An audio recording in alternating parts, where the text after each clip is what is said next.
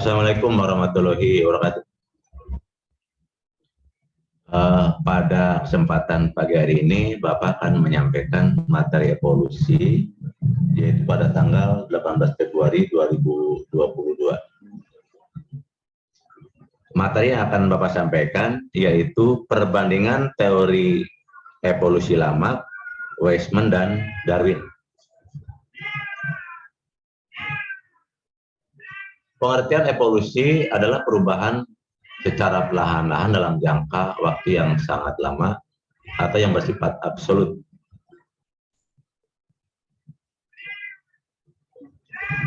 Perbandingan teori evolusi Lamarck, Weismann, dan Darwin.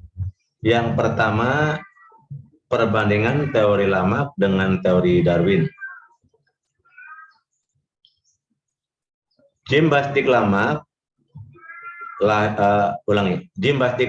pada tahun 1744 sampai dengan 1824 berpendapat bahwa evolusi terjadi karena makhluk hidup beradaptasi dengan lingkungan. Inti dari isi buku yang berjudul Filosofi Geologi adalah sebagai berikut. 1. Alam sekitar atau lingkungan mempunyai pengaruh pada ciri-ciri serta sifat-sifat yang diwariskan. 2. Prinsip us and disu digunakan dan tidak digunakan, menyatakan bahwa organ atau bagian tubuh yang digunakan untuk menyesuaikan diri dengan lingkungannya akan berkembang dengan baik, sehingga akan menjadi lebih kuat dan besar.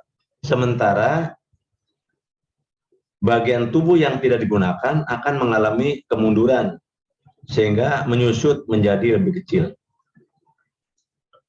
Ciri-ciri atau sifat-sifat yang didapat terbentuk oleh lingkungan selama hidupnya akan diwariskan kepada keturunannya.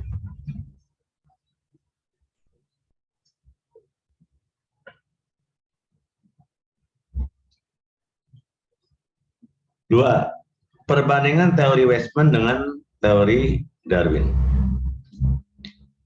August Weismann berpendapat bahwa sifat leher jerapah dikendalikan oleh gen, sifat leher panjang dikendalikan oleh gen yang dominan, sementara sifat leher pendek dikendalikan oleh gen resesif. Jerapah yang berleher panjang mempunyai genotip dominan, homozigot atau heterozigot, sedangkan jerapah yang berleher pendek semuanya bersifat homozigot resesif. Sehingga jerapah berleher pendek yang bergenotip homozigot resesif tersebut tidak mampu beradaptasi dengan lingkungannya sehingga mengalami kepunahan. Kemudian Weismann menyatakan bahwa evolusi menyangkut pewarisan gen-gen melalui sel-sel kelamin atau evolusi berkaitan dengan gejala seleksi alam terhadap faktor-faktor genetik. Sementara itu, Darwin menyatakan bahwa evolusi terjadi karena seleksi alam atau seleksi alam merupakan penyebab evolusi adaptif. Jadi teori evolusi yang dikemukakan oleh August Weismann tidak bertentangan dengan teori evolusi Darwin, tetapi justru memperjelas dan memperkuat teori evolusi Darwin. Yang ketiga, perbandingan teori Lamarck dengan teori Weismann.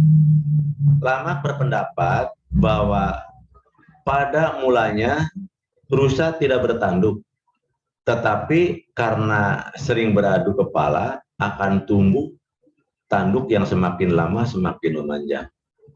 Lamarck juga menyatakan bahwa makhluk hidup beradaptasi terhadap lingkungan dengan menggunakan organ tubuhnya. Perubahan sifat dan fungsi organ diwariskan kepada keturunannya. Teori Lamarck tersebut bertentangan dengan teori Weismann. Weismann berpendapat bahwa perubahan sel-sel tubuh akibat pengaruh dari lingkungan tidak akan diwariskan. Weismann membuktikan teorinya dengan mengadakan penelitian, yaitu dengan cara memotong ekor tikus yang dipeliharanya. Kemudian tikus tersebut dibiarkan berkembang biak. Hasil percobaan tersebut menunjukkan bahwa tikus yang sudah dipotong ekornya tetapi punya anak-anak tikus yang berekor panjang. Percobaan tersebut dilakukan berulang-ulang kali hingga 21 generasi. Ternyata tetap menghasilkan generasi tikus yang berleher panjang. Demikian materi yang Bapak sampaikan tentang teori evolusi.